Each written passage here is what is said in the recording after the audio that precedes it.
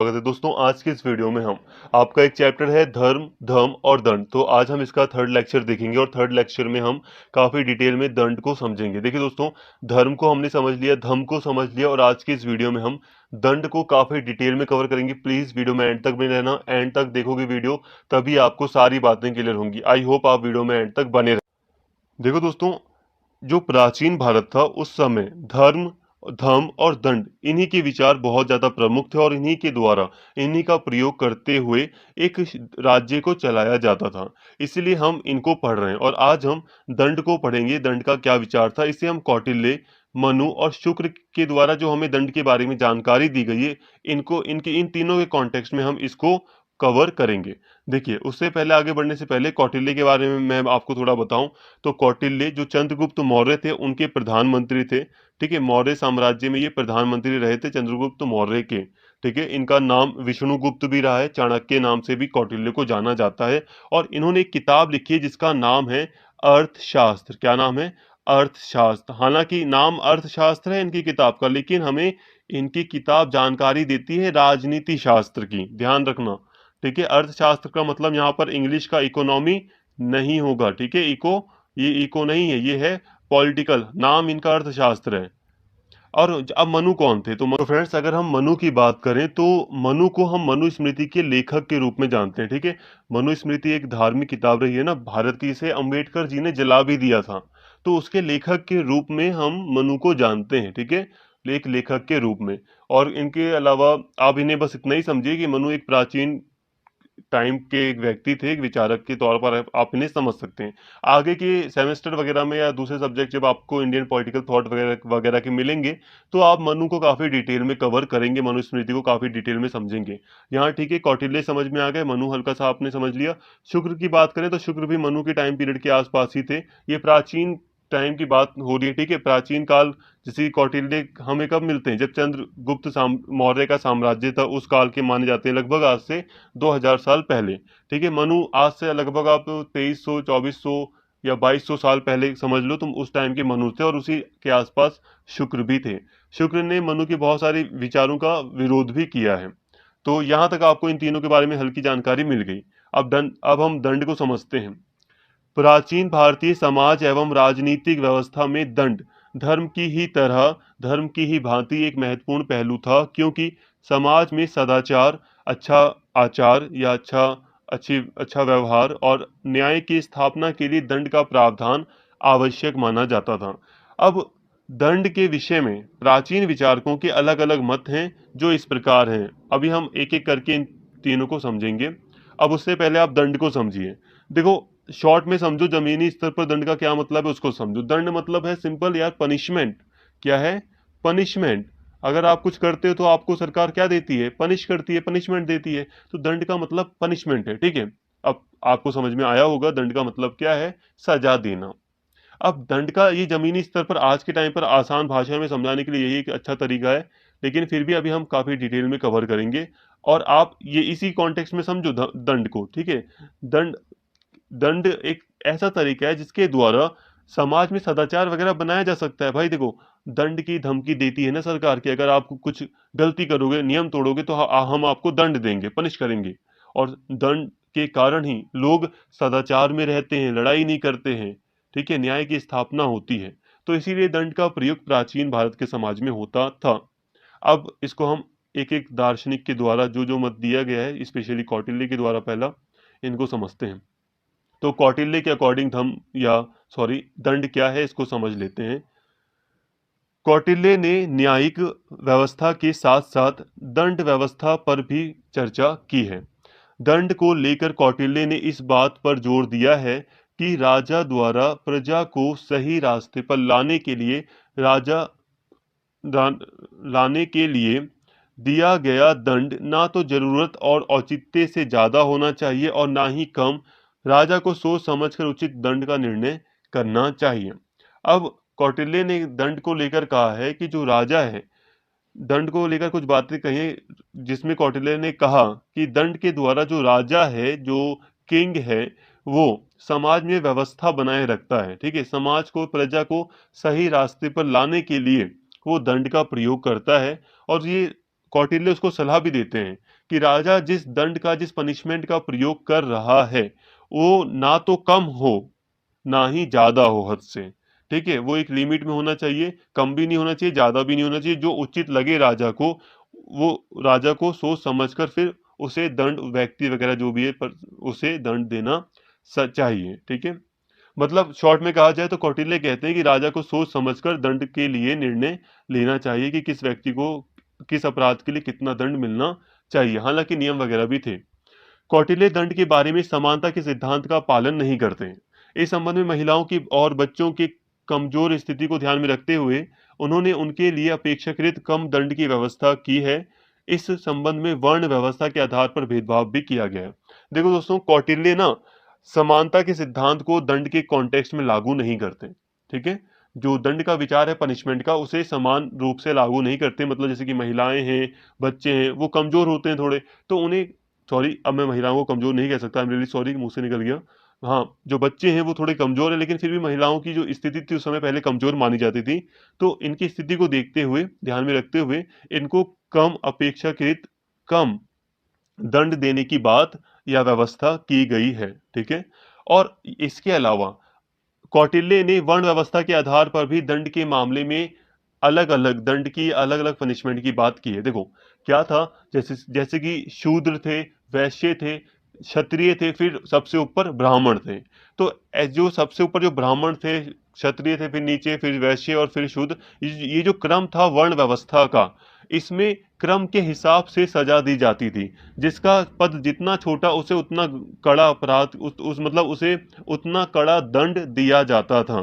तो कौटिल्य ने भी दंड व्यवस्था में वर्ण व्यवस्था को शामिल किया है, और वर्ण व्यवस्था के आधार पर ही दंड में थोड़ा भेदभाव भी हमें देखने को मिलता है। सिंपल हम कह सकते हैं कि कौटिल्य ने जो दंड के विचार हमें बताए उसमें हमें असमानता भी देखने को मिलती है। कौटिल्य का मानना है कि दंड अपराध के अनुकूल होना चाहिए। दंड को अपराध के लिंग, अवस्था और परिस्थितियों का उचित ज्ञान होना चाहिए। देखो दोस्तों, अब कौटिल्य बता मानते हैं कि जो दंड है ना, वो अपराध के अनुकूल होना, जिस तरह का अपराध हुआ है उसी हिसाब से पनिशमेंट देनी चाहिए। ठीक है, अपराध को देखकर। और अपराध को हमें यहाँ पर साथ में देखना है कि किस तरह का अपराध है, किन परिस्थितियों में किया गया है, इसका भी ज्ञान होना चाहिए। तो यहाँ पे एक सकारात्मक पहलू में देखने को मिल रहा है ना कि कौटिल्य मान रहे हैं कि अपराध को हमें काफी गहराई में समझना चाहिए कि अपराध किस परिस्थिति में हुआ है, किस अवस्था में हुआ है, किस लिंग के प्रति हुआ है, इसको ध्यान में रखा जाना चाहिए। उन्होंने अपराधियों के तीन प्रकार के दंड बताए हैं। एक है शारीरिक दंड, एक है आर्थिक, आर्थिक मतलब पैसे से संबंधित, और एक है जेल। जेल मतलब कि जेल में बस कारावास के रूप में डाल दिया गया। शारीरिक दंड में कोड़े मारना, हाथ पैर उल्टा लटकाना, उल्टा हाथ पैर उल्टा लटकाना शामिल है। गंभीर अपराधों के लिए मृत्यु दंड ना हो, इसके इंतजाम भी किए गए कौटिल्य के अर्थशास्त्र वगैरह में। मतलब ये है कि ये प्रमुख रूप से सजाओं की बात की गई है शारीरिक रूप से। मौद्रिक दंड को मुख्य रूप से, जो आर्थिक दंड है, मौद्रिक मतलब आर्थिक ही होता है, तो आर्थिक दंड को मुख्य रूप से तीन श्रेणियों में वर्गीकृत किया गया है। प्रथम प्रथम है साहस, दूसरा है मध्यम साहस, और उत्तम साहस दंड। प्रथम साहस दंड जुर्माना 48 पन और फिर से 96 पन होनी चाहिए। मध्यम साहस पन दंड की जुर्माना 200 पन से 500 पन, और उत्तम साहस दंड की जुर्माना 500 पन से 1000 पन तक सर्वश्रेष्ठ बताई गई है। इसके अलावा विभिन्न अपराधों के लिए अलग अलग राशि के जुर्माने का प्रावधान किया गया है। वैसे दोस्तों, यहाँ सोचने वाली बात है ना कि आज भी हम लोग क्या करते हैं, कई बार हम शारीरिक सजा देते हैं, हम स्पेशली जेल वगैरह से संबंधित, या दूसरे तरह का आज हम दंड देखने को मिलता है ना, हमें सरकार सजा देती है, न्यायालय में सजा मिलती है व्यक्तियों को। और आर्थिक जुर्माना भी हम देखते हैं ना, आर्थिक जुर्माना लगाया जाता है। अगर कोई रूल्स तोड़ता है, ट्रैफिक रूल वगैरह, तो उसको जेल में डायरेक्ट थोड़ी ना बंद कर देंगे। अगर जुर्माना वो व्यक्ति दे सकता है तो जुर्माना ले लो उससे। तो देखो, सोचने वाली बात है कि कौटिल्य ने कितने लंबे समय पहले ही इन सब चीजों की बात की थी, आज से लगभग 2000 साल पहले। तो कितना ज्ञान था भारत में। तो यहाँ पे कभी कभी अच्छा लगता है सोचकर। तो यहाँ पर कौटिल्य बात कर रहे हैं कि मौद्रिक दंड के, कौटिल्य बता रहे हैं कि तीन प्रकार के दंड की कौटिल्य ने वैसे बात की। एक था शारीरिक दंड और एक था मौद्रिक दंड। शारीरिक दंड समझ में आ गया, शरीर को पर चोट वगैरह करना, ठीक है। और मौद्रिक दंड क्या है? मौद्रिक दंड का मतलब है जुर्माना लगाना, कम शब्दों में जुर्माना लगाना। इसमें जुर्माना उस समय जो चीजें चलती थी उसी के हिसाब से यहाँ पर जुर्माना बताया गया है। अब पण का क्या मतलब है? देखो, पण का मतलब जहां तक मुझे याद है वैसे, पण का मतलब है लगभग 7.5 ग्राम के आसपास का एक चांदी का सिक्का। ठीक है, 10 ग्राम का नहीं, पौनी तोला का, पौनी तोला मतलब होता है पौनी तोला का चांदी का सिक्का। तो वही है कि शायद 7.5 ग्राम का, आज के हिसाब से 7.5 ग्राम हुआ। लेकिन अगर हम 12 ग्राम का तोला मानते हैं तो लगभग 10 ग्राम भी हो सकता है। तो 10 ग्राम का एक, आप समझ सकते हैं, एक चांदी का सिक्का। ठीक है, पण क्या है? एक चांदी का सिक्का है, लगभग आप इसे 10 ग्राम तक का मान लो। ठीक है, अब एग्जैक्ट मुझे याद नहीं, बट आप पण को एक चांदी के सिक्के के रूप में आप मान सकते हो। तो ये जुर्माने की बात की गई है। इसके अलावा जो जेल वगैरह है, जेल का मतलब कारावास है कि व्यक्ति को जेल में डाल देना। कौटिल्य में द्वारा सख्त दंड की व्यवस्था की गई। देखो, कौटिल्य का जो अर्थशास्त्र है वहां पर उसमें हमें दिखाई देता है कि कौटिल्य द्वारा सख्त दंड की व्यवस्था की गई है। भौतिक दंड के रूप में कोड़े मारना, यानी कि शारीरिक दंड के रूप में कोड़े मारना, उल्टा लटकाना आदि दंड व्यक्त किया गया है, जो धर्मशास्त्र के प्रगति में अमानवीय प्रतीत होता है। तो कुछ अमानवीय अमानवीय दंड भी कौटिल्य ने शामिल किए हैं अपने सिद्धांतों में, दंड के सिद्धांत में। लेकिन इस बात से इनकार नहीं किया जा सकता कि दंड की ये विधियां प्राचीन भारत में प्रचलित थी और प्राचीन भारत के अन्य आचार्यों ने सापेक्ष प्रधानता से भी कठोर दंड का समर्थन किया था। इसलिए यह कहना उचित होगा कि दंड की व्यवस्था करने में कौटिल्य आदर्शवादी से अधिक व्यवहारिक थे। देखो दोस्तों, अभी मैंने यहाँ पे थोड़ी सी बात की थी ना कि कौटिल्य ने जेल वगैरह की बात की थी और आर्थिक दंड, तो ये नॉर्मली आज हम देख सकते हैं, आज भी वैसे अपनाया जाता है इनको। तो इसीलिए मैंने यहाँ पे थोड़ी सी एक तरह से तारीफ सी की कि उस समय उन्होंने पहले ही इन चीज़ों की बात की थी दंड के मामले में। और ये आज भी हम देखते हैं ना कि जुर्माना लगता है, जेल में भी डाला जाता है। लेकिन शारीरिक दंड तो आज तो ऐसा नहीं था, बट हाँ, प्राचीन भारत में स्पष्ट तौर पर आप, कोई ये नहीं कह सकता कि नहीं था ऐसा दंड, ऐसा पनिशमेंट नहीं थी। ठीक है, कोड़े मारे जाते थे, उल्टा लटकाया जाता था। इसके अलावा भी कई सारे दंड थे। मनुस्मृति वगैरह को अगर हम पढ़ते हैं तो बहुत सारे दंड शामिल थे। स्पेशली ना ये वर्ण व्यवस्था से संबंधित थे। जैसे जो शूद्र वगैरह थे उनके लिए और भी ज्यादा कठोर दंड की व्यवस्था की गई थी। तो कई सारे कठोर दंड, स्पेशली शारीरिक दंड, प्राचीन भारत में थे। तो यहाँ पर कहा जा रहा है उसी को देखते हुए कि कौटिल्य ने अपने सिद्धांतों में उन दंड को भी शामिल किया है। तो इस तरह कहा जा रहा है कि जो कौटिल्य है वो व्यवहारिक हैं। व्यवहारिक का मतलब प्रैक्टिकल, कि एक आदर्शवादी होता है कि जमीनी स्तर को छोड़कर वो एक आदर्शवादी बातें करता है एक व्यक्ति। व्यवहारिक मतलब होता है कि हकीकत में जो चीजें करनी चाहिए। तो कौटिल्य ने वही बातें की जो हकीकत में उस समय प्रचलित थी, उन्हीं को दंड की नीति में शामिल किया। एक आदर्शवादी नहीं, कि एक आदर्शवादी की सोच ये होती है कि ऐसा ऐसा होना चाहिए, कि हमें सबके साथ न्याय करना चाहिए। अब न्याय नहीं हो रहा, बट व्यवहार जो आदर्शवादी हैं वो सलाह के रूप में देते हैं ऐसी बातें। आगे समझेंगे, कोई बात नहीं, कीवर्ड समझ में आ जाएंगे। प्राथमिकता के क्रम में अगला महत्वपूर्ण तत्व सेना है। कौटिल्य एक स्थायी सेना और एक भाड़े के सैनिकों पर गैर निर्भरता की आवश्यकता का सुझाव देते हैं। देखो दोस्तों, कौटिल्य सेना को काफी महत्व देते हैं दंड की नीति में अपनी, और कौटिल्य स्थायी सेना की बात करते हैं। जो भाड़े पर जो सेना आती थी, रखा जाता था जिसको किराए पर, उस पर निर्भर रहने के लिए मना करते हैं। कौटिल्य के अनुसार एक अच्छी सेना के मूल गुण यह है कि भर्ती उचित हो, विरासत के आधार पर उन्हें वफादार, मजबूत, शक्ति ऊर्जा से भरपूर होना चाहिए, और सेना को अजय और धीरज की शक्ति से संपन्न होना चाहिए। विभिन्न प्रकार की लड़ाइयों को लड़ने में प्रशिक्षित होना चाहिए। हथियारों के विभिन्न रूपों को संभालने में कुशल होना चाहिए। तो यही था कि कौटिल्य ने ऐसी सेना की बात की है जिसमें जो प्रशिक्षित हो, एक मजबूत सेना की बात कौटिल्य ने की है।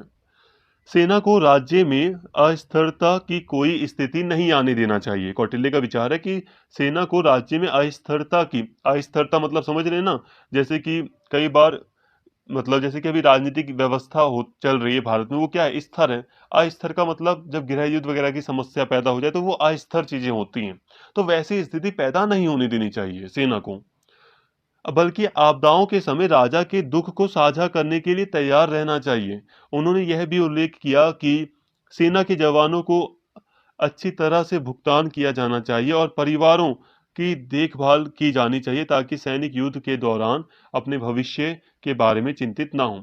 तो यहाँ पर एक अच्छे भुगतान की भी बात की गई है सैनिकों के लिए, कि सैनिकों को एक अच्छा वेतन मिले और उनके परिवार की देखभाल हो। जो कि आज हम देखते हैं ना कि जैसे कि आर्मी वगैरह के जो आर्मी में जो व्यक्ति हैं, जो आर्मी में जो व्यक्ति सैनिक के रूप में काम कर रहे हैं, सैनिक के रूप में देश की जो सुरक्षा कर रहे हैं, उनके परिवार को एक सुरक्षा के रूप में सरकार कई सारी चीज़ें मुहैया कराती है, देती है, ताकि उनके परिवार की देखभाल हो सके, ताकि वो निश्चिंत होकर हमारे देश की या अपने देश की रक्षा कर सकें।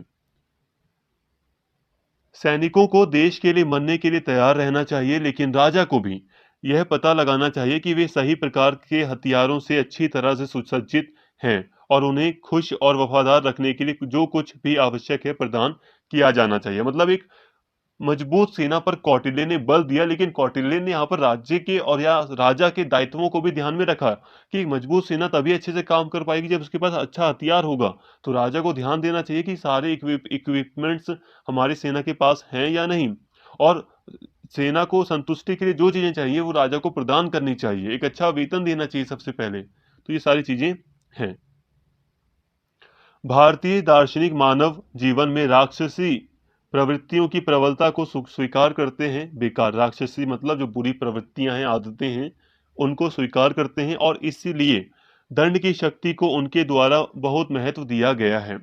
राजनीति में दंड की अहमियत या महत्व का अंदाजा इसी बात से लगाया जा सकता है कि इसे कई लेखकों ने दंड नीति का नाम दिया है। कौटिल्य ने अर्थशास्त्र में यानी कि अपनी किताब में वह दंड नीति को सर्वाधिक महत्व देते हैं और अन्य सभी विज्ञानों को अपने अधीन कर लेते हैं। कथन के अनुसार, उनके अनुसार दंड शासक है। वो कहते हैं कि जो दंड है ना वो शासक है। तो यहाँ पर हमें पता चलता है कि कौटिल्य दंड को बहुत ज्यादा अहमियत देते हैं। ना केवल कौटिल्य, जो प्राचीन भारत के जो विचारक वगैरह रहे हैं, राजनीतिक सिद्धांतकार वगैरह रहे हैं, उन्होंने हमें साफ तौर पर दंड को काफी महत्वपूर्ण मानते हुए दंड के बारे में हमें काफी चर्चा उनके द्वारा देखी हमें मिलती है। उन्होंने दंड को दंड नीति कहा है। दंड नीति का मतलब क्या है? एक पनिशमेंट वो एक नीति की तरह लागू करना। अब जो भारतीय दार्शनिक रहे थे ना प्राचीन, वो मानते रहे थे कि जो मानव है ना उसके अंदर बेकार प्रवृत्तियां होती हैं, बेकार आदतें होती हैं, इसलिए दंड की आवश्यकता तो पड़ेगी। दंड का जो विचार है उसको तो हमें लाना पड़ेगा, पनिशमेंट का। तभी देश की या साम्राज्य की सुरक्षा हो सकती है या समाज अच्छे से रह सकता है सुख शांति से। तो ये सारी बातें थी। तो यहाँ पर हमने कौटिल्य के अकॉर्डिंग धम आ रहा है मुंह से, दंड को काफी अच्छे से समझ लिया। ठीक है, काफी अच्छे से हमने दंड को यहाँ पर समझ लिया। हो सकता है नहीं समझ में आया हो थोड़ा बहुत, बट आगे आप पढ़ते रहिए, समझ में आ जाएगा। पहली बार कोई भी चीज पढ़ोगे तो समझ नहीं आती भाई। पहली बार कोई भी चीज आसानी से समझ नहीं आती, थोड़ी थोड़ी समझ आएगी बट पूरी नहीं आएगी। तो उसके लिए आपको थोड़ी और मेहनत करनी पड़ेगी। अभी हम आगे बढ़ रहे हैं। पहले एक बार आप पूरी पूरी वीडियो देख लो, तब आप आगे सोचना। अभी आप पूरी वीडियो देख लो, समझ लो सारी चीजें। अब हम मनु को पढ़ रहे हैं। हमने कौटिल्य को पढ़ लिया, अब हम मनु को पढ़ रहे हैं कि मनु ने क्या बातें कही हैं। कानून और न्याय प्रणाली दंड की व्यवस्था के अनुसार दंड राजा है। अब इन्होंने दंड को राजा कह दिया कि दंड जिसके पास है, दंड की शक्ति जिसके पास है, पनिशमेंट देने की शक्ति जिसके पास है, वो राजा है। ये कॉन्टेक्स्ट है यहाँ पर, क्योंकि उसके पास शासन करने की शक्ति है। ठीक है, दंड क्या है? राजा है, क्योंकि उसके पास क्या है? शासन करने की शक्ति। विद्वान जो हैं वो दंड को धर्म का उद्देश्य मानते हैं। यदि राजा अपराधियों को दंडित नहीं करता है, पनिशमेंट नहीं देता है, तो मजबूत लोग कमजोरों को सताना शुरू कर देंगे। दंड का सही उपयोग करने से राजा धर्म, अर्थ मतलब पैसा और कार्य की प्राप्ति की ओर उन्मुख होता है। राजा को राज्य में न्यायोचित दंड की व्यवस्था करनी चाहिए। जो कोई भी वंश, जाति, गण, जिले से अपने धर्म से विचलित हो, राजा को उन्हें उनका उचित दंड देकर धर्म को फिर से स्थापित करना चाहिए। दंड 4 प्रकार के होते हैं: दिग्दंड, बाघ दंड, धन दंड और वध दंड। तो वध करना भी एक दंड है, धन दंड भी है। ये थोड़ा मुझे समझ नहीं आ रहा, बट आप ऐसे लर्न कर लो। देखो, यहाँ पे ये मनु के हमने विचारों को समझ लिया। ये मनु ने यही सारे विचार हमें बताए थे। ठीक है, अब हम शुक्र को समझेंगे। तो मनु के हम अकॉर्डिंग हमने यहाँ पर दंड को समझ लिया। कुछ बातें अगर आपको नहीं समझ आई तो मैं एक बार फिर समझाता हूँ। देखो, मनु कहते हैं कि राज्य में ना धर्म के विचार को पूरी तरह लागू किया जाना चाहिए। अब धर्म क्या था? धर्म नैतिक विचार थे। धर्म नैतिक विचार थे, कर्तव्य थे। जैसे कि मेरा धर्म है कि मैं आपको एक अच्छी शिक्षा दूं। अगर मैं अच्छी शिक्षा ना दे पाऊं तो मुझे पनिशमेंट मिलेगी। ये मनु का कहना है। मनु का कहना है कि समाज में धर्म की नीति अगर कहीं पर लागू नहीं हो पा रही है तो वहां पर जिन व्यक्तियों ने धर्म के कानूनों को तोड़ा है, धर्म का मतलब कर्तव्यों वगैरह को नहीं निभाया, पूरा नहीं किया, नैतिकता से परे हो गए हैं कुछ लोग, तो उनको दंड देकर धर्म की पुनः स्थापना की जानी चाहिए। और दंड क्या है? दंड राजा है। तो दंड को इन्होंने काफी अहमियत दी है। इतना काफी है हमें समझने के लिए। अब बात करते हैं शुक्र की। तो शुक्र भी ज्यादा बड़ा नहीं है, यहाँ पे हल्का सा पढ़ लेते हैं इनको भी। दंड नीति को सभी शिक्षाओं की शुरुआत कहा जाता है। नीति और अनैतिकता दंड नीति में ही स्थित है। संयम और दमन का नाम दंड है। दंड क्या है? संयम, दमन। दमन करना भी, जब सेना के द्वारा दमन किया जाता है विरोधियों का, तो उसे भी आप दंड कह सकते हैं इनके अनुसार। राजा दंड में स्थित है और उसकी नीति डंडा है। डंडा, ठीक है, डंडा दिखाती है ना पुलिस, तो वो भी यहाँ पर शामिल है। इसे नीति कहा जाता है क्योंकि यह पथ को ठीक से चलाने में सक्षम है। देखिए दोस्तों, दंड को यहाँ पर शुक्र हमें काफी अच्छे से बताते हैं। ये कहते हैं कि दंड नीति सभी शिक्षाओं की शुरुआत है। दंड नीति से ही सारी शिक्षाएं शुरू होती हैं। यहाँ पे आप वो वाली शिक्षाएं मत शुरू करना कि साइंस और पॉलिटी या दूसरी जो शिक्षाएं हैं उनको मत शुरू करो। यहाँ पर शिक्षाओं का मतलब है जो प्राचीन काल में जो शिक्षाएं दी जाती थी धर्म से संबंधित या दूसरी शिक्षाएं, तो वो दंड नीति से ही शुरू होती हैं, ऐसा माना जाता था शुक्र के अकॉर्ड द्वारा। इन्होंने कहा कि जो दंड है वो दमन का एक तरीका है, वो संयम है। और दंड राजा है, राजा दंड में स्थित है और उसकी नीति डंडा है। मतलब ये कि राजा के द्वारा डंडे की नीति अपनाई जाती है। डंडा दिखाकर लोगों को कंट्रोल करने की कोशिश की जाती है। हकीकत यहाँ पे डंडा आप मजाक के तौर पर ना लें। हकीकत में कहा जाता है, जब हम पढ़ते हैं डिटेल में तो आप पढ़ोगे कि दंड को नॉर्मली डंडा भी कहा जाता है, ताकि आप समझ सकें। दुष्टों के दमन को दंड कहा जाता है। शुक्र के अकॉर्डिंग दुष्टों का दमन करना भी दंड है। इसलिए राजा दंड का रूप है और राजा की नीति दंड है। राजा जो भी नीतियां अपनाता है वो दंड है। शुक्र के अनुसार राजा को बड़ी लगन से नैतिकता का अध्ययन करना चाहिए। प्रजा का पालन और दुष्टों का विनाश दोनों ही राजा के परम धर्म हैं। देखो, शुक्र मानते हैं कि जो राजा है उसे अच्छे से जो मोरल चीजें हैं, जो मोरल ड्यूटीज हैं, जो कर्तव्य वगैरह हैं, जो नैतिकता है, नैतिकता की भावना का मतलब एक अच्छी जो चीजें हैं उसका अच्छे से अध्ययन करना चाहिए। ठीक है, और उसका पालन करना और दुष्टों का विनाश करना राजा का एक परम धर्म है। मतलब नैतिकता की नीति का पालन करना राजा का एक धर्म है। दूसरी ओर दुष्टों को सजा देना भी राजा का एक परम धर्म है, जिनका नीति के बिना पालन नहीं किया जा सकता। तो अगर राजा दुष्टों का विनाश कर सकता है तो वो कैसे कर सकता है? दंड नीति के तहत ही। राजा अपनी नैतिकता की नीति को कैसे फॉलो कर सकता है? तो दंड नीति के तहत ही। राजा को अपने हित के उद्देश्य से ऐसी नीति का पालन करना चाहिए ताकि पूरा राष्ट्र बिना प्रेरणा के राजा के हित में तैयार रहे। मतलब राजा को अपनी नीतियों से ऐसा ऐसा साम्राज्य स्थापित करना चाहिए जहां पर लोग राजा के सामने झुकें, ठीक है, राजा के हित में रहें, राजा के साथ में रहें, उसके विरोध में ना खड़े हों। तो दंड की नीति को इसलिए अपनाना चाहिए, ये शुक्र कहते हैं। तो यहाँ पर हमने शुक्र को पढ़ा। देखिए दोस्तों, यहाँ पर हम अलग अलग विद्वानों को यहाँ पर हम पढ़ रहे थे। यहाँ पे हमने शुक्र को पढ़ लिया, ठीक है, शुक्र को हमने खत्म कर लिया और इसके साथ हमारा ये जो चैप्टर है वो भी खत्म होता है। कोई भी चीज अगर आपको नहीं समझ में आए ना, तो इसका एक तरीका है कि आप वीडियो को थोड़ी देर बाद ही सही एक बार देख लेना। बोरिंग हो जाती है वीडियो, क्योंकि थोड़ा सा स्टडीज कुछ ऐसी है, यहाँ पे कोई फिल्म की तरह तो है नहीं कि जो बहुत ज्यादा एक्साइटमेंट आपको दे। तो थोड़ा सा बोरिंग है, बट फिर भी सिलेबस है तो खत्म करना है और आप थोड़ा इंटरेस्ट लेकर करें। प्राचीन भारत का भी जो इतिहास है वो भी थोड़ा इंटरेस्टेड है, कई नई चीजें आपको जानने को मिलती हैं। अगर आपको इसे नहीं समझ में आया तो आप थोड़ी देर बाद ही सही एक बार वीडियो को दोबारा देखोगे, आपको सारी चीजें क्लियर हो जाएंगी। थोड़ा वीडियो देखा तो थोड़ा सा समझने की कोशिश किया करो मन में कि कितनी बातें समझ में आई, फिर आगे देखो। नहीं तो फिर जितनी वीडियो देखी है उसमें थोड़ा था आप रिकैप करो माइंड को। थोड़ा-थोड़ा करो, समझ में आ जाएगा और उम्मीद करता हूँ सारी चीज़ें वैसे समझ में आ ही गई होंगी। अगर फिर भी कोई चीज़ आपको समझ नहीं आई तो प्लीज़ कमेंट करके ज़रूर बताएँ और एक बार वीडियो को दोबारा देख लें तो सारी चीज़ें आपको क्लियर हो जाएँगी श्योर। अगर आपको वीडियो अच्छी लगी हो दोस्तों तो प्लीज़ कमेंट करके ज़रूर बताना और चैनल को सब्सक्राइब नहीं किया है तो प्लीज़ चैनल को सब्सक्राइब कर लेना और वीडियो को लाइक करना, शेयर करना। Thank you.